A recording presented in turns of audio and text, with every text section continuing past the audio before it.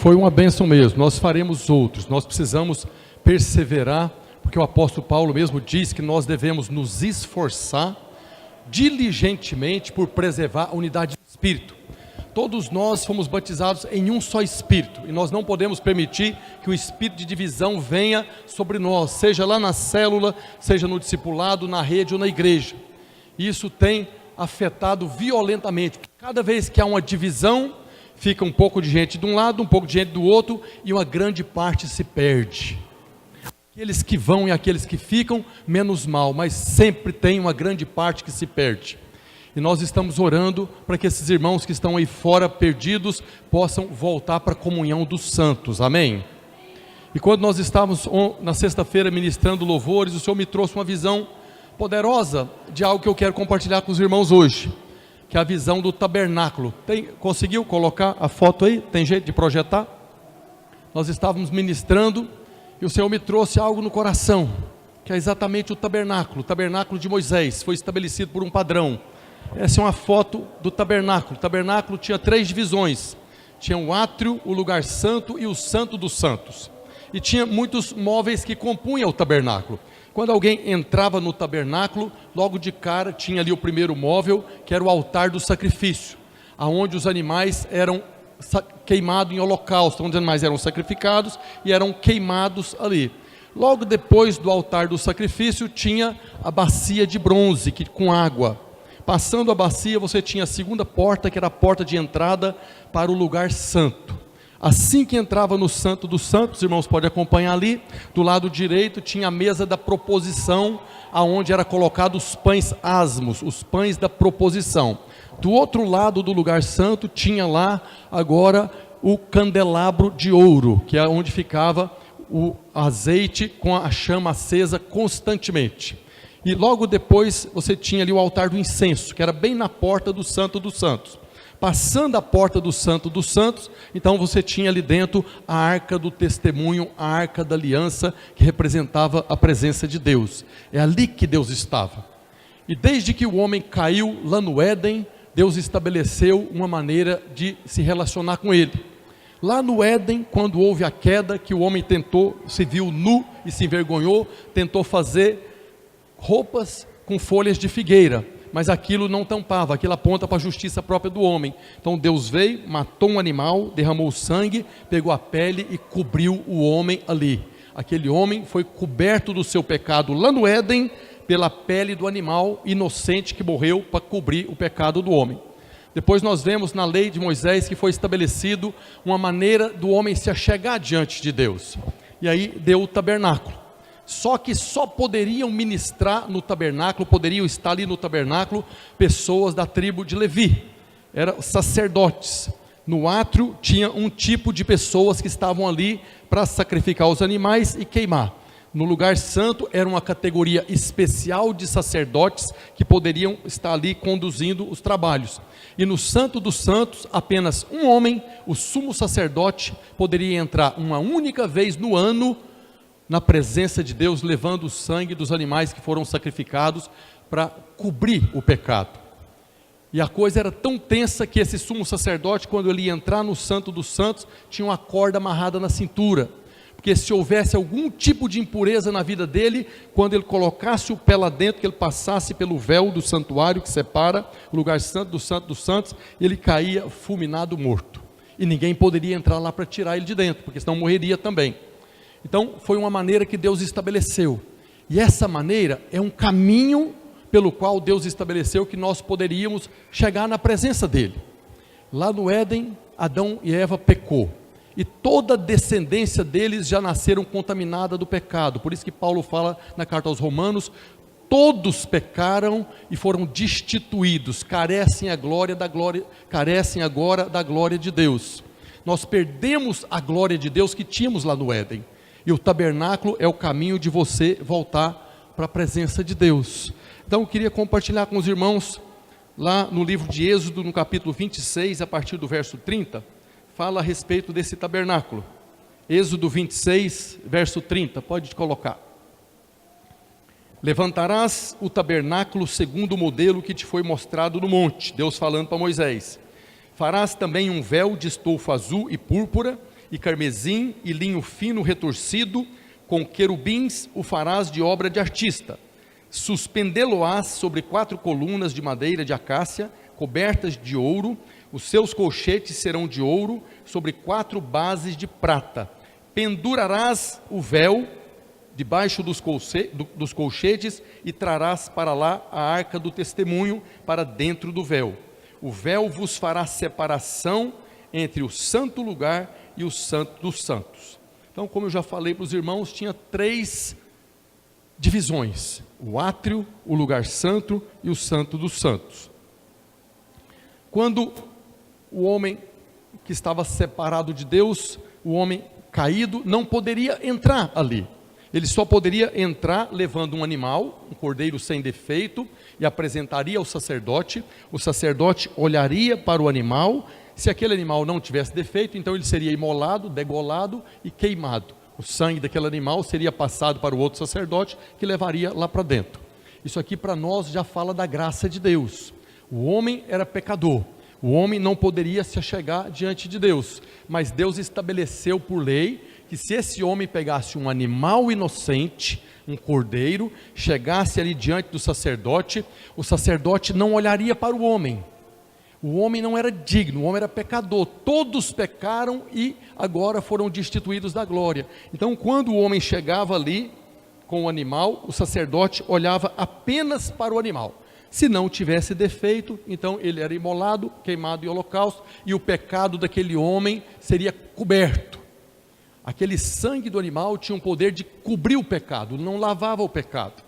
Mas Deus providenciou um cordeiro sem defeito. João Batista falou que Jesus era o cordeiro de Deus que tira o pecado do mundo. Então, nós vemos no Evangelho de João, Jesus faz uma afirmação lá no Evangelho de João, capítulo 14, verso 2. Ele começa no verso 1, não se turbe o vosso coração, creia em Deus, creia também em mim. E aí no verso 2 ele começa, na casa de meu pai há muitas moradas. Se assim não fora, eu vou-lo teria dito, pois eu vou preparar-vos lugar. E quando eu for e vos preparar lugar, voltarei e vos receberei para mim mesmo, para que, onde eu estou, estejais vós também. E vós sabeis o caminho para onde eu vou. Disse-lhe Tomé, o incrédulo, Senhor, não sabemos para onde vais. Como saber o caminho? Respondeu-lhe Jesus, eu sou o caminho e a verdade e a vida, ninguém vem ao Pai, senão por mim. Quando Jesus fez essa afirmação, eu sou o caminho e a verdade e a vida, aquelas pessoas, os judeus, entenderam perfeitamente o que ele estava falando. Porque caminho, verdade e vida é o nome das portas do tabernáculo. A porta de entrada no átrio chamava caminho. A porta de entrada do lugar santo chamava verdade. E a porta de entrada no santo dos santos chamava vida. E Jesus falou, eu sou o caminho e a verdade e a vida, e para chegar ao Pai, que habita lá no santo dos santos, somente através de mim.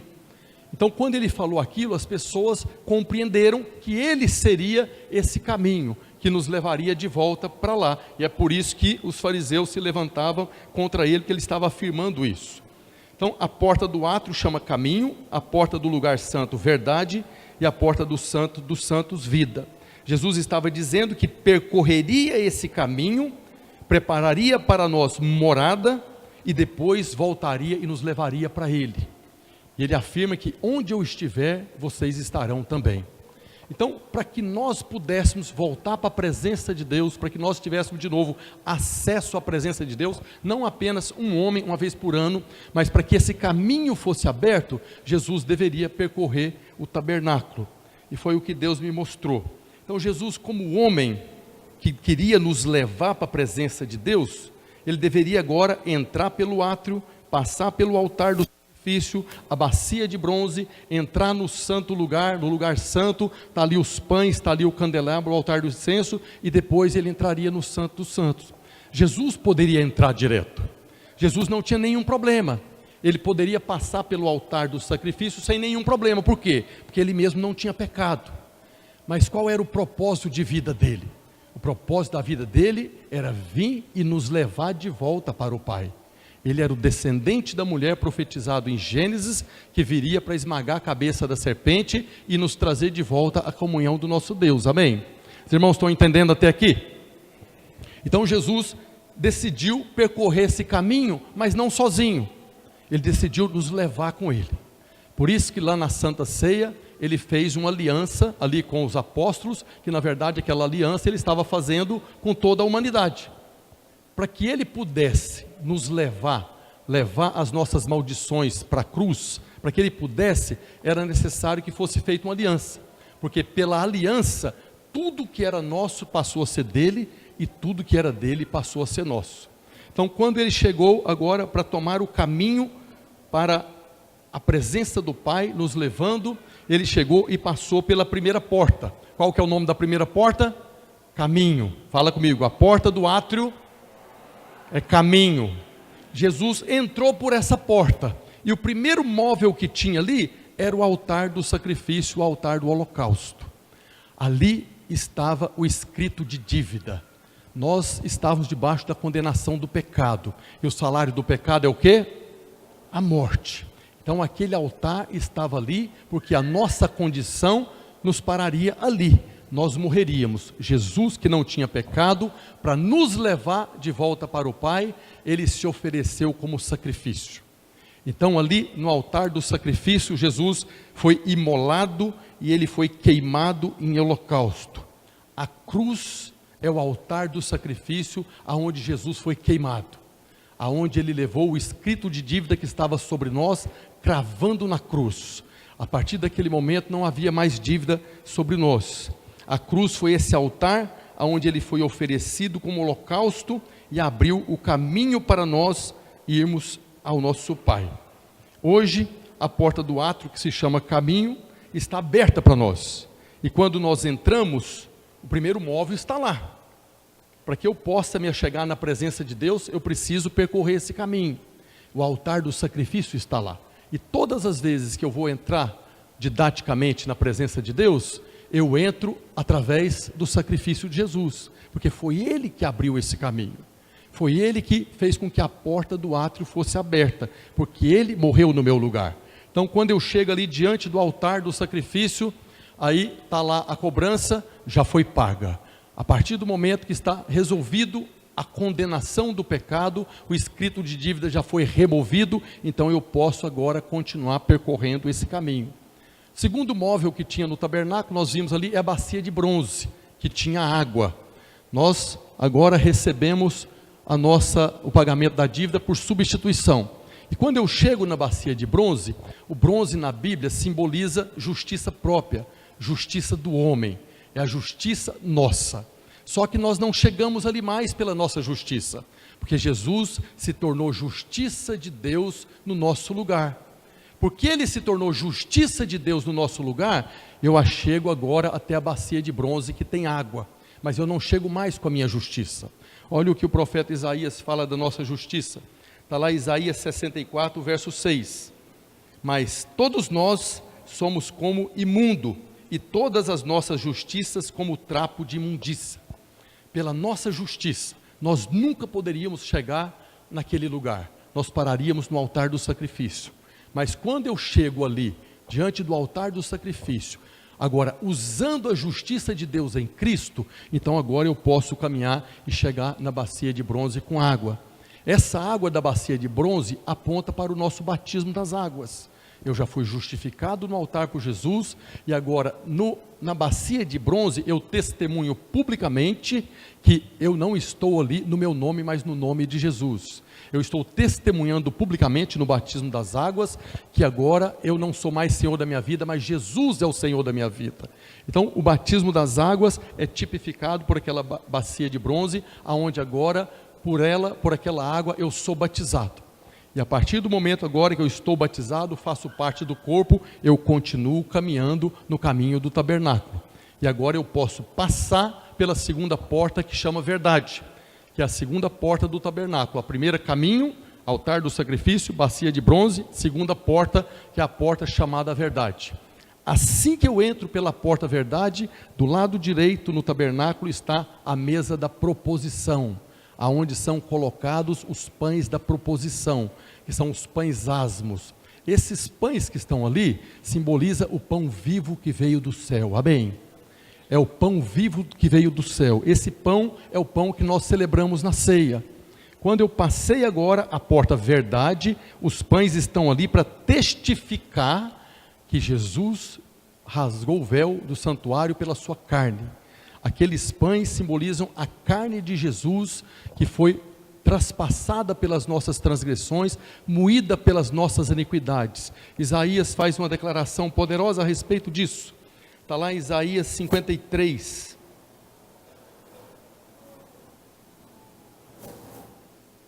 Certamente Ele tomou sobre si as nossas enfermidades e as nossas dores levou sobre si. E nós o reputávamos por aflito, ferido de Deus e oprimido, mas Ele foi traspassado pelas nossas transgressões e moído pelas nossas iniquidades. O castigo que nos traz a paz estava sobre Ele, e pelas suas pisaduras fomos sarados. No verso 6, todos nós andávamos desgarrados como ovelhas, cada um se desviava pelo caminho, mas o Senhor fez cair sobre Ele a iniquidade de todos nós.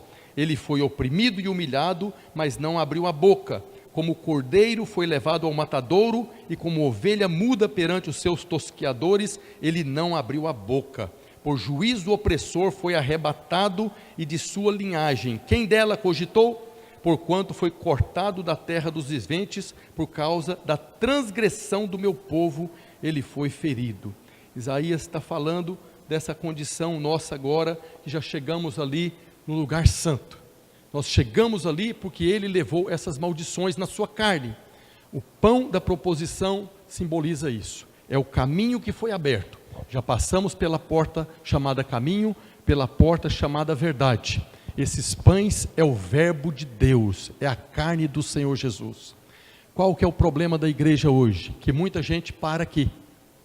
Muitas pessoas chegam ali diante da mesa da proposição, aonde está o corpo de Cristo, o pão vivo do céu, e para. Por quê?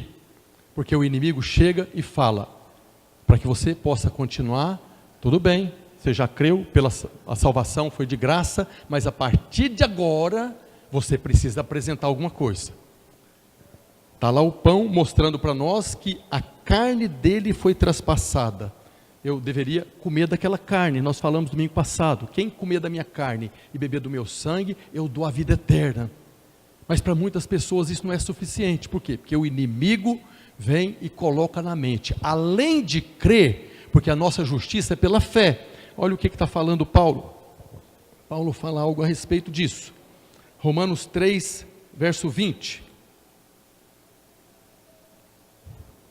Romanos 3, 20, está escrito: visto que ninguém será justificado diante dele por obras da lei, em razão de que pela lei vem o pleno conhecimento do pecado. Mas agora sem lei se manifestou a justiça de Deus, testemunhada pela lei e pelos profetas. Justiça de Deus mediante a fé em Jesus Cristo, para todos e sobre todos, o quê? Os que creem. Porque não há distinção, pois todos pecaram e carecem da glória de Deus, sendo justificados gratuitamente por sua graça, mediante a redenção que há em Cristo Jesus, a quem Deus propôs no seu sangue, como propiciação, mediante a fé, para manifestar a sua justiça.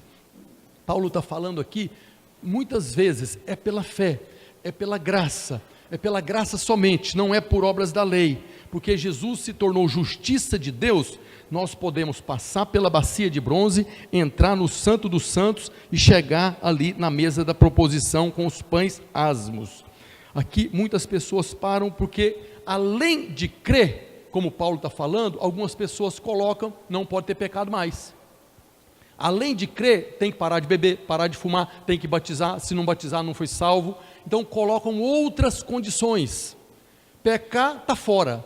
Se você chegar ali no lugar santo, diante do pão, onde está o corpo de Cristo, se tiver pecado é melhor você voltar, senão você vai ser torrado pela ira de Deus. Porque o inimigo chega ali agora e mostra o espelho. Olha o espelho, olha para você. Além da fé que Jesus morreu no seu lugar, como é que você anda vivendo hoje? E as pessoas param, enterram os talentos e não caminham. Quando nós chegamos ali, o inimigo sempre vai mostrar o espelho para você olhar para você. E quando nós olhamos para nós e percebemos que em nós, ou seja, na nossa carne, não habita bem nenhum, aí você realmente está com um problema. Porque agora você, além do cordeiro sem defeito, você agora também se vê com defeito.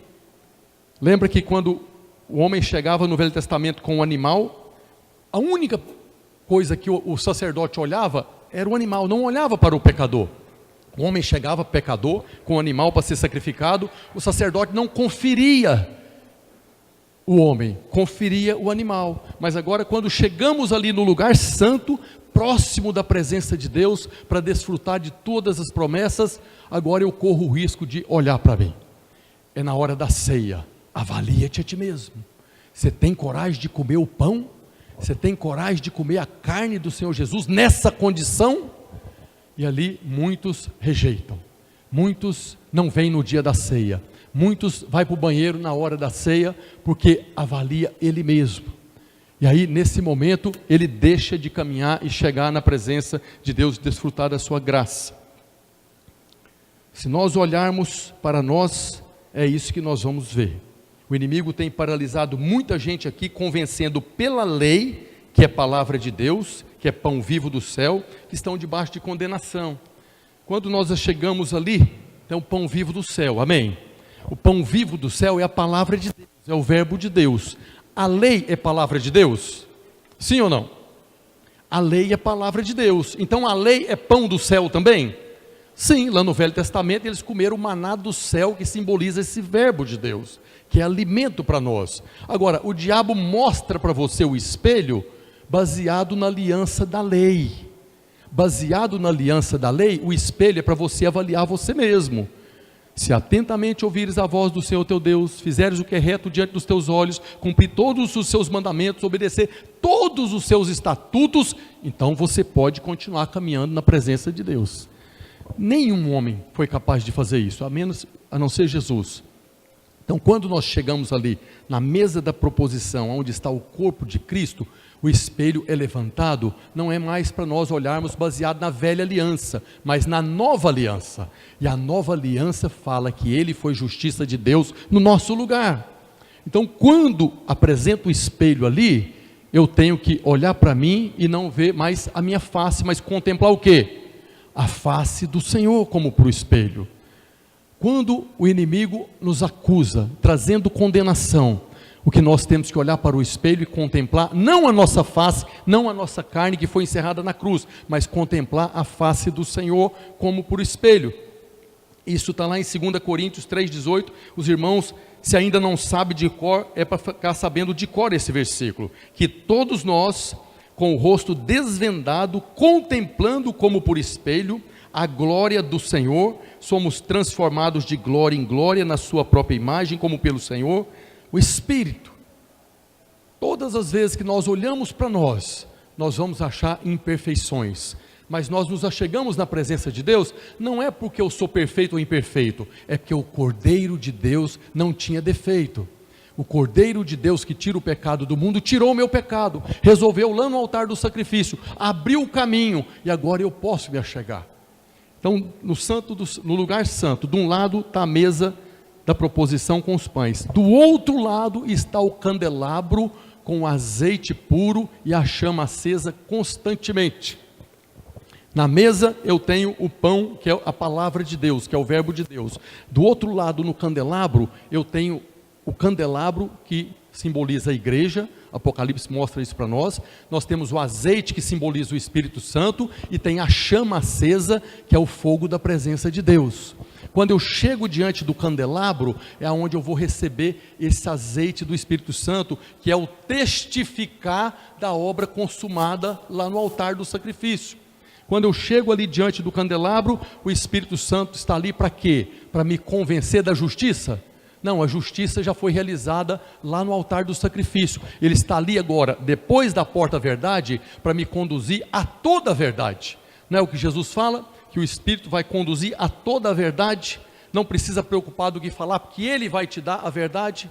Então, diante do candelabro, está ali o testificar, o Espírito Santo, que é o azeite, que é o selo, a garantia de que nós agora podemos chegar da presença de Deus. A chama é o fogo da presença de Deus, e esse azeite simboliza o Espírito Santo operando em nós. Então, na mesa da proposição, representa a carne do Senhor Jesus, que ele disse que deveríamos comer, e se comêssemos, receberíamos vida eterna. Agora, no candelabro, nós temos agora simbolizado que o Espírito Santo já está sobre nós, e ele representa agora o selo que nos garante continuar nesse caminho. O azeite é o Espírito que nos conduz a toda a verdade. De um lado, o inimigo mostra a nossa face para trazer condenação. Do outro lado, o candelabro, o Espírito Santo mostra para nós a face do Senhor na nossa face. Diante dos pães, o inimigo mostra a sua face. Diante do candelabro, o Espírito Santo é quem mostra o espelho para você contemplar o Senhor. Agora veja como esse versículo ficaria com a revelação do Espírito Santo. 2 Coríntios 3,18. E todos nós, com o rosto desvendado, contemplando por espelho a glória do Senhor Jesus, nós vamos contemplar a glória do Senhor Jesus, e aí nós somos transformados de glória em glória na própria imagem de Jesus. Agora, quem é que nos leva a contemplar essa imagem? Como pelo Senhor, o Espírito. Ali no candelabro, o azeite simboliza o Espírito Santo, que vai mostrar para nós, que vai nos convencer, que não é mais pela nossa justiça, mas é pela justiça de Deus em Cristo, que nós podemos passar agora pelo altar do incenso e entrar no Santo dos Santos, na presença de Deus. É o Espírito Santo nos conduzindo a toda a verdade, dentro do lugar santo. Tudo que Deus faz, Ele faz pela palavra e pelo Espírito. O Espírito Santo é o selo, o Espírito Santo é a unção de Deus que está sobre nós, que faz de nós também labaredas de fogo. A presença de Deus no Santo dos Santos é o fogo consumidor. O Espírito Santo é que derrama a unção sobre nós, para que nós nos tornemos labaredas de fogo, e quando entrarmos na presença do fogo consumidor, não sejamos mais consumidos. Isso é a garantia de que nós podemos entrar. Então, os pães da mesa da proposição é a palavra de Deus, e o azeite é o Espírito Santo. Nós podemos passar pela porta chamada vida e entrar no Santo dos Santos. Foi pela o corpo e o sangue de Jesus e o testificado do Espírito Santo é que nós podemos entrar na presença de Deus agora. Então nós passamos agora pela porta chamada vida. E dentro do Santo dos Santos está a Arca da Aliança, que simboliza a presença de Deus. Sobre a arca, que é aquela caixa, tem uma tampa chamada propiciatório. E sobre a tampa tem 2 querubins, 2 anjos que estão ali sobre aquela tampa. Esses anjos que estão ali são os anjos que Deus colocou diante da árvore da vida lá no jardim do Éden. Quando o homem caiu, quando o homem pecou, Deus expulsou ele do jardim e colocou anjos com espada de fogo guardando o acesso da árvore da vida, para que o homem não tomasse dela mais. Isso está escrito lá no livro do Gênesis, capítulo 3, verso 23. Gênesis 3, 23.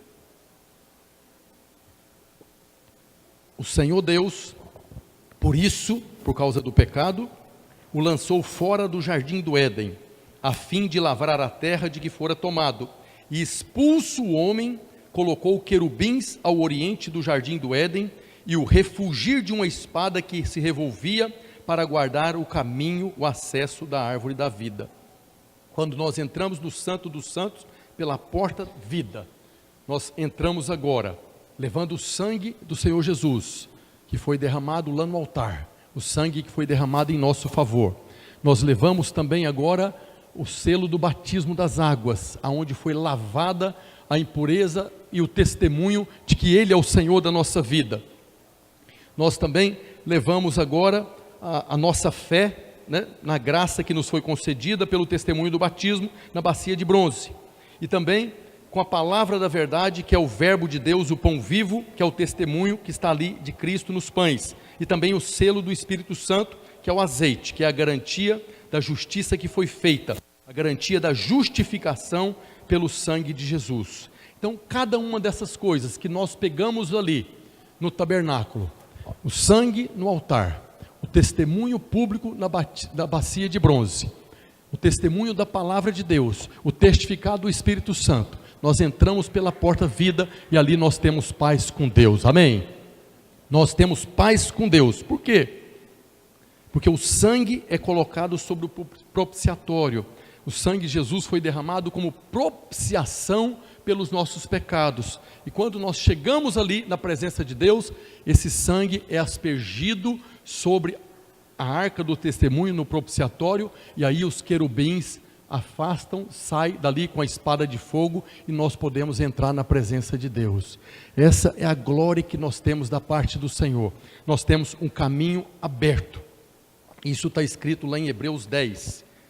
Hebreus 10, no verso 1, está escrito: tendo, pois, irmãos, intrepidez para entrar no Santo dos Santos, pelo sangue de Jesus, pelo novo e vivo caminho que ele nos consagrou pelo véu, isto é, pela sua carne, e tendo grande sacerdote na casa de Deus, aproximemo-nos com sincero coração, em plena certeza de fé, tendo o coração purificado de má consciência e lavado o corpo com água pura.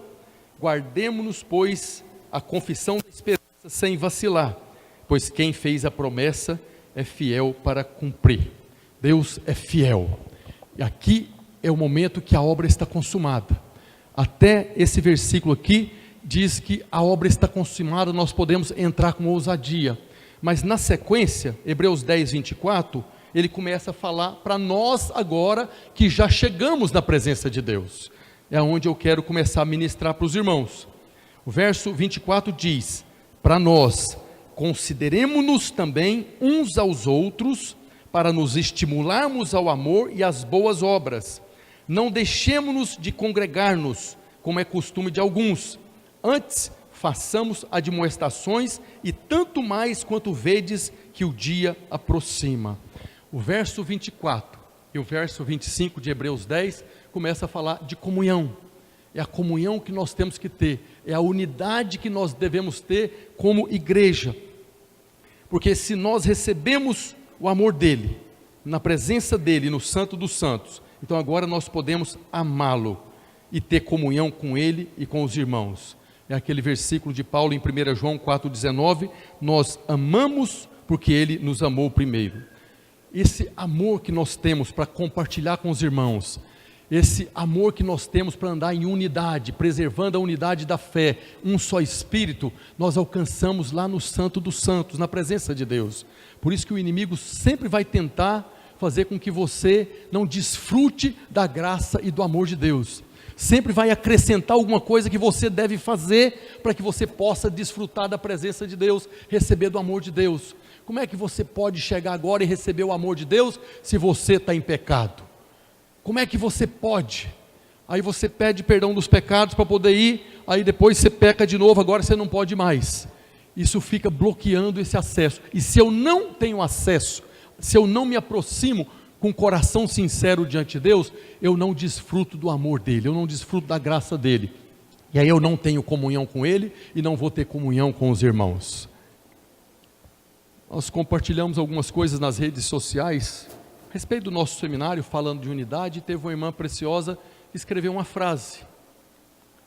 A frase que ela escreveu diz o seguinte: que a unidade da igreja é a confirmação da experiência que teve com o amor de Deus.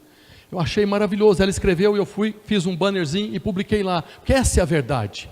A unidade da igreja é a confirmação de que nós experimentamos do amor de Deus. Porque se eu experimentei do amor de Deus, então eu tenho amor para compartilhar com os irmãos, eu tenho amor para amar o Senhor e amar a sua igreja e amar a sua obra. E aí isso vai impedir a divisão no nosso meio. Se nós não experimentarmos do amor de Deus, nós não poderemos amá-lo e muito menos amar os irmãos. Por isso que a base de tudo está na nossa justificação. Nós fomos justificados pelo sangue de Jesus, que se entregou no altar do sacrifício. Temos agora acesso à presença de Deus, porque Jesus entregou a sua carne para ser moída, o seu sangue para ser derramado, e porque a justiça foi aceita diante de Deus, lá na tampa do propiciatório, os querubins afastaram, e nós podemos chegar ali com o coração sincero, com toda a intrepidez. Por isso nós precisamos de ter a revelação do quanto nós fomos amados. Esse caminho do tabernáculo, que parece uma coisa curta, não era grande, talvez o tabernáculo fosse do tamanho desse prédio aqui, mas aqui está toda a história de Deus com o homem após a queda. Ele teve que preparar toda essa história durante milênios, para que Jesus, na hora certa, pudesse entrar no átrio, se entregar como sacrifício e abrir o caminho para que nós pudéssemos ser aceito por Deus. Amém? Nós precisamos agora de crescer nessa revelação de que somos amados. Todo o trabalho realizado por Deus tinha o objetivo de nos colocar novamente na posição para cumprirmos o propósito pelo qual nós fomos criados. Esse versículo 25 fala que nós não devemos deixar de congregar-nos, não deixemos de congregar-nos. A palavra congregar-nos no grego é epsunago. Essa palavra congregar não é apenas reunir na congregação, essa palavra tem um sentido muito mais profundo. O primeiro significado da palavra congregar-nos, que é epsunago no grego, é reunir com outros e trazer para juntar-se com os que já estão reunidos. O primeiro significado é que nós devemos nos unir com os outros. Nós que experimentamos do amor de Deus, devemos agora caminhar em unidade e trazer para essa unidade aqueles que estão fora. O segundo significado da palavra epsunago é juntar-se contra alguém, contra o inimigo. E o terceiro significado é juntar-se em um lugar. Nós somos a família de Deus, que devemos nos reunir, nos ajuntar uns aos outros. Nós devemos estarmos juntos em unidade e trazermos aqueles que estão de fora para junto de nós que já estamos reunidos. Isso vai acontecer quando nós tivermos um coração para a família, quando nós resolvermos todos os problemas que têm nos separado uns dos outros, quando nós reconhecermos que o mesmo caminho que eu tenho para ter acesso ao Pai, é o mesmo caminho que todos têm. Não há pior, não há melhor. Todos nós dependemos do sangue do altar, da bacia de bronze, de todas as coisas para chegarmos lá. Então nós vamos reunir com outros em unidade e trazer outros que estão de fora para estar junto conosco, quando nós estivermos em unidade. E nós devemos estar em unidade para quê? Para combater o inimigo. Há um inimigo que está impedindo essa unidade. Há um inimigo que está produzindo divisão. Há um inimigo que está assolando a vida da igreja com divisão. Não é só divisão de igreja não. É na célula, é no discipulado, é na rede, é em qualquer lugar onde tem 2 ou 3 reunidos, o espírito das trevas vem para trazer divisão, resistência de um irmão com o irmão, e aí nós não conseguimos andar em unidade, aí as pessoas que estão fora não conseguem chegar, porque o ambiente é ruim.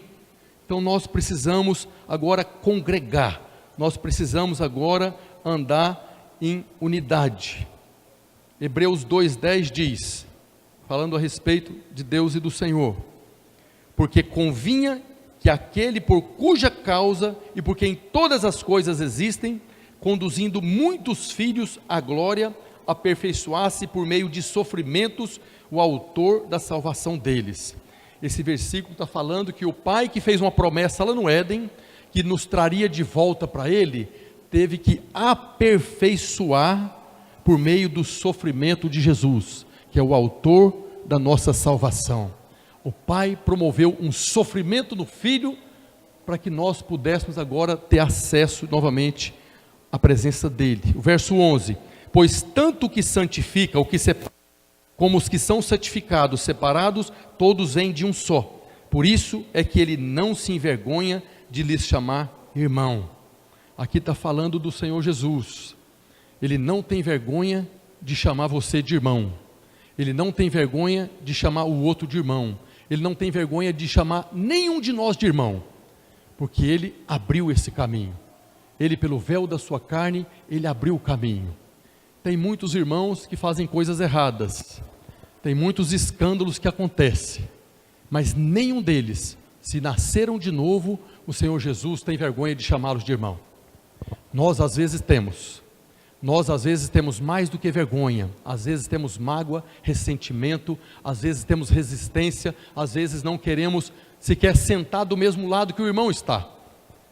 Mas lembre-se, Jesus não tem nenhuma vergonha de nos chamar irmão, independente do que você tenha feito, Ele sempre vai chamar você de irmão. Ele é o primeiro, Ele é o primogênito. Deus nos criou para termos comunhão com Ele.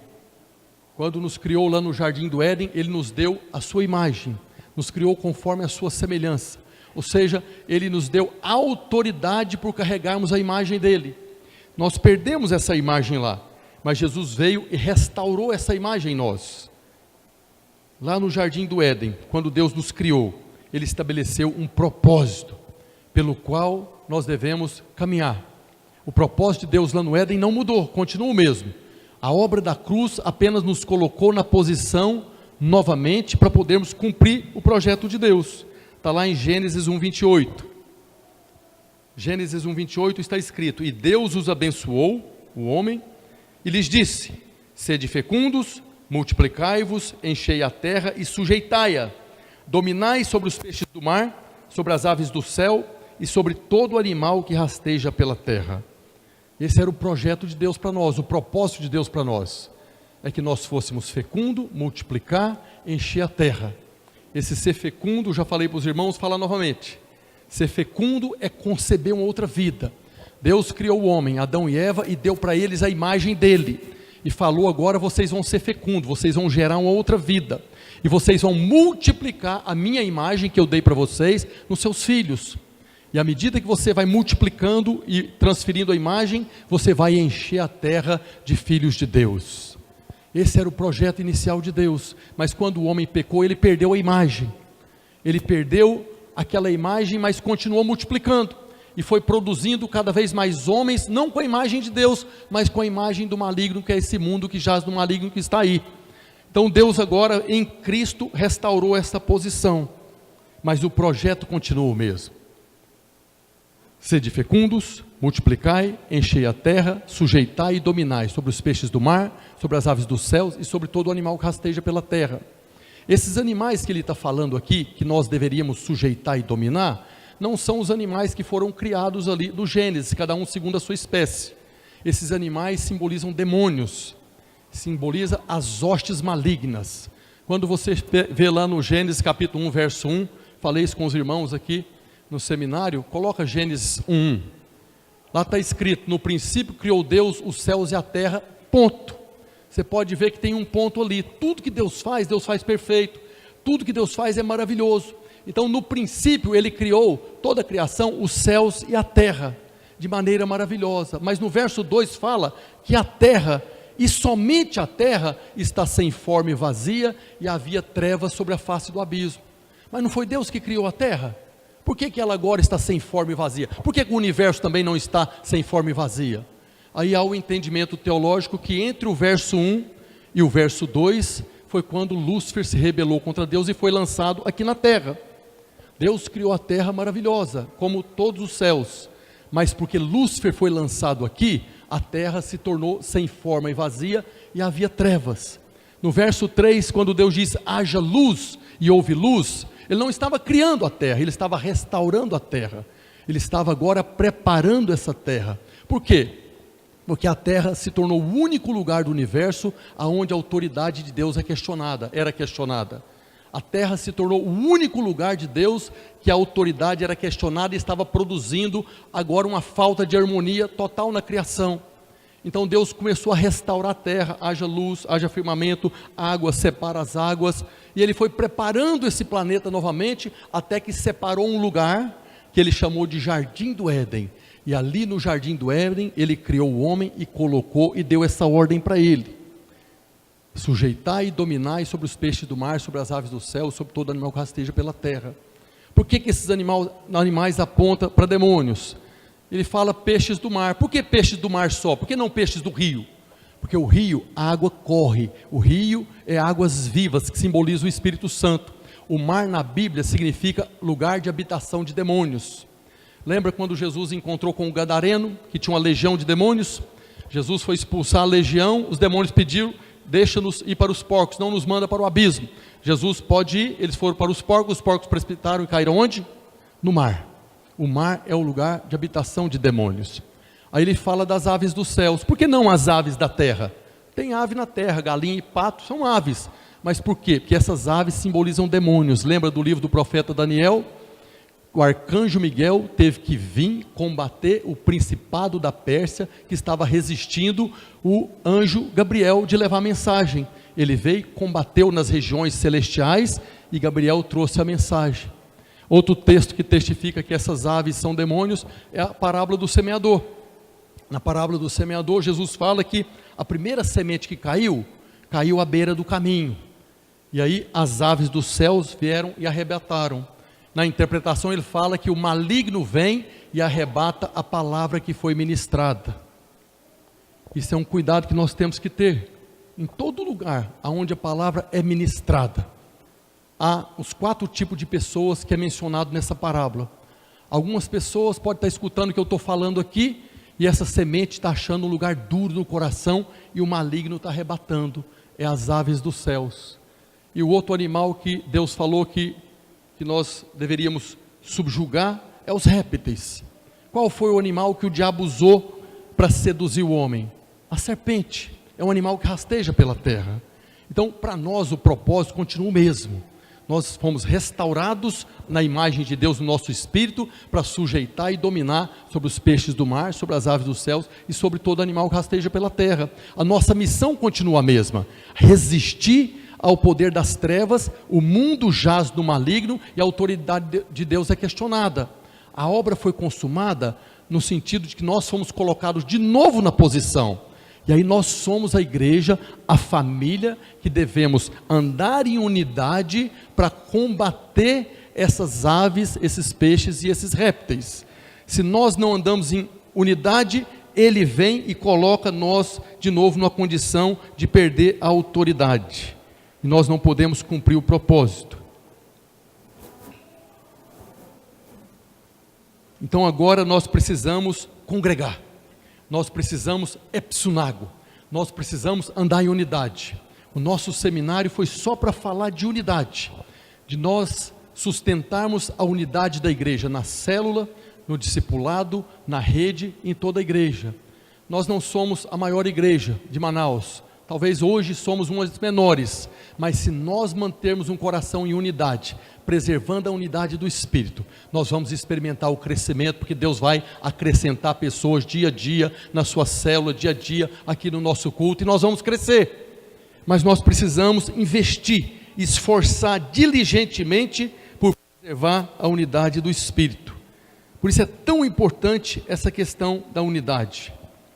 Nós vemos lá em João 17, 22, um versículo chave para nós. É Jesus falando a respeito do que Ele nos deu. João 17, 22 está escrito, Jesus falando na oração sacerdotal: eu, falando com o Pai, eu lhes tenho transmitido a glória que me tens dado, para que sejam um, como nós somos. O que nós recebemos do Senhor Jesus, nesse caminho do tabernáculo que Ele passou e abriu para nós chegarmos na presença de Deus, nos capacita a sermos um, numa unidade tão perfeita, assim como é o Pai, o Filho e o Espírito Santo. Você consegue imaginar essa unidade perfeita? É um Deus em 3 pessoas, Pai, Filho e Espírito Santo, e Jesus está falando que eu lhes tenho transmitido a glória que me tens dado.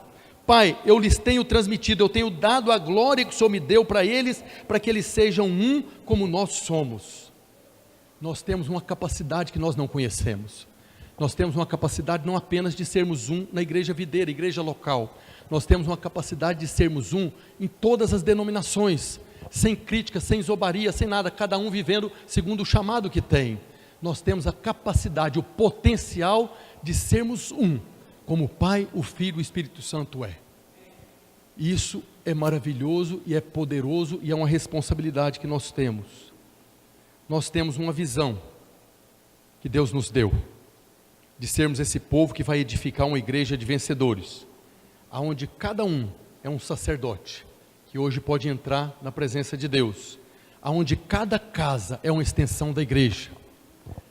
Quando nós falamos que cada casa é uma extensão da igreja, não é a casa onde tem uma célula, não. Falei isso para os líderes aqui, falei para os irmãos que estavam no seminário. A sua casa, a sua família é uma extensão da igreja. É igreja, porque tem 2 ou 3 reunidos no nome do Senhor. A nossa visão é que cada um de nós somos um sacerdote. Cada uma das nossas casas é uma extensão da igreja. E se nós caminharmos em unidade, dentro da nossa casa, na reunião da nossa célula, na rede, na igreja, então nós poderemos conquistar nossa geração para Cristo, através desse povo que anda em unidade. Um povo que tem alegria, um povo que compartilha vida, um povo que está ali abençoando uns aos outros, amando uns aos outros, aonde há um ambiente de festa. Já que o irmão estava ministrando louvor, é festa. A nossa vida é para ser uma festa mesmo. A nossa vida é para compartilharmos alegria. A nossa vida é para vivermos num ambiente de harmonia e de paz, que é o que o mundo não tem. Quando as pessoas enxergarem isso em nós, nesse ambiente de unidade, então eles virão para cá, estarão junto conosco, serão acrescentados, e nós teremos mais gente reunidas para combater o inimigo que está destruindo o mundo, que está aí governando o mundo. Para nós encerrarmos, quase 80% das pessoas que se convertem, elas se convertem por influências de amigos e parentes. Quase 80% das pessoas, você está aqui talvez por influência de um amigo, de um parente, e você permaneceu aqui porque de alguma forma você encontrou algo que não tinha lá fora. Nós estamos aqui porque nós encontramos algo que não tinha lá fora. Às vezes achamos difícil. Quanto mais tempo estamos na igreja, às vezes surgem aquelas situações que parece que lá fora é melhor do que aqui. Não é. Não é, porque aqui é um reino, o reino de Deus, que tem um rei que é Jesus. Lá fora quem governa é o maligno, é o diabo que está governando. Por pior que seja aqui, aqui ainda é melhor do que lá fora. As divisões acontecem porque as pessoas começam a pensar que lá fora é melhor. Começa a permitir um pensamento errado, como eu falei domingo passado. Algumas pessoas falaram para nós que o mundo é melhor do que a igreja. Não é, nunca foi, por causa do governo. Nós podemos clamar a Jesus: venha ao teu reino, seja feita a sua vontade, venha o teu governo. Se tem alguma coisa errada, nós temos a quem recorrer. Lá fora nós não temos a quem recorrer. E só para encerrar, o Salmo 133 é Deus falando a respeito da família que vive em comunhão.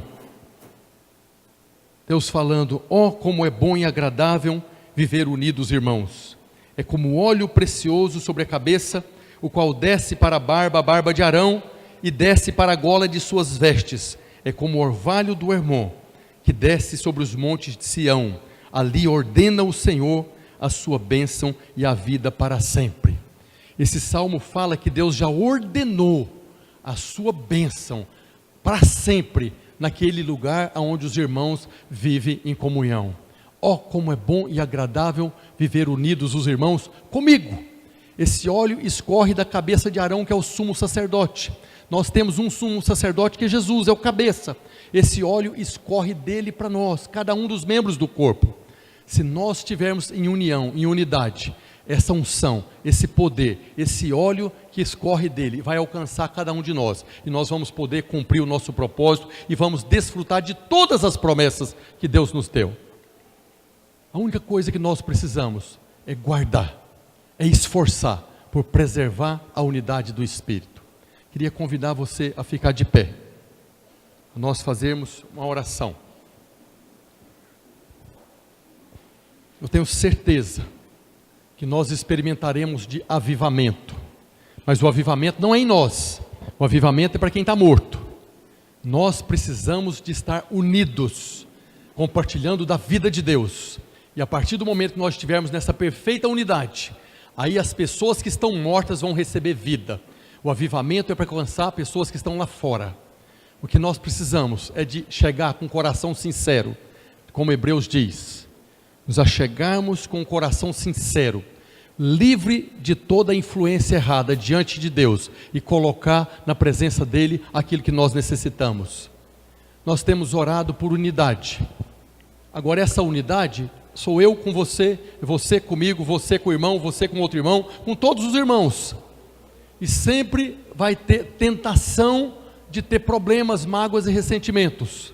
E é isso que nós temos que resistir. É quando vir um pensamento ruim a respeito do irmão, é que você vai esforçar por preservar a unidade do Espírito. Agora o que nós precisamos é nos achegar com o coração sincero diante de Deus e falar para Ele, livre de toda contaminação, porque nós já fomos lavados pela água do batismo, e falar: Senhor, eu ainda não me sinto em perfeita comunhão com os irmãos, ainda há coisas no meu coração que impede que eu tenha alegria total e liberdade total no meio dos irmãos, ainda há coisas no meu coração que impede eu de louvar o Senhor da maneira que eu gostaria de louvar, que ainda impede eu de receber a vida na reunião da célula, do pastor, da rede, como eu gostaria de receber. Hoje eu queria fazer um apelo para você, fazer essa oração sincera diante de Deus, que você quer andar em unidade, que você quer ser um agente para destruir as obras do inferno que traz divisão, que você quer ter olhos para perceber discernimento de espírito, seja lá na célula, seja na reunião da igreja, se há alguma coisa errada, para você, no nome de Jesus, chegar e conversar com quem quer que seja, para que a gente possa preservar a unidade do Espírito. Feche seus olhos, os irmãos vão ministrar uma música. Enquanto isso, eu queria que você falasse com Deus. Senhor, eu quero fazer parte dessa igreja, essa igreja que anda em unidade, essa igreja que teve acesso ao Santo dos Santos, a presença do nosso Pai, porque o Senhor abriu esse caminho, pela sua carne, se entregando ao altar do sacrifício, sendo imolado e queimado por holocausto. Eu quero ser alguém que anda em unidade, e posso passar pela bacia de bronze, tendo as águas como testemunho público da minha revelação, de que eu fui justificado pelo Senhor. E ao chegar no lugar santo, diante da mesa da proposição, eu possa agora comer do pão vivo dos céus, da palavra do Senhor, que é a base, o fundamento da minha fé, e diante do seu corpo, eu receber vida, cura, restauração. Eu posso me achegar diante do candelabro de ouro, e ver a chama no meu coração crescer, pelo azeite do teu Espírito, que testifica com o meu Espírito, que eu sou filho de Deus. E eu possa passar a cada momento pelo véu do santuário que foi rasgado, e me achegar na presença do Senhor, com plena certeza de fé, e o coração purificado, ó Deus, para caminhar em unidade, recebendo o amor do Senhor, compartilhando o amor do Senhor, aonde eu estiver, que eu seja essa pessoa que vai compartilhar do amor do Senhor, que vai liberar a palavra de bênção. Eu oro hoje, Senhor, oro agradecendo ao Senhor, porque o Senhor tem nos capacitado a andar na mesma comunhão com o Senhor tem com o Pai, o Filho e o Espírito Santo. Eu oro e te agradeço, Senhor, porque nós podemos, nós desejamos, nós queremos ser essa igreja que vai andar em unidade e será reconhecida como esse povo que carrega o testemunho da palavra do Senhor, o testemunho do sacrifício do Senhor. Nós somos esse povo que queremos, desejamos e experimentaremos dessa vida. Por isso nós louvamos ao Senhor.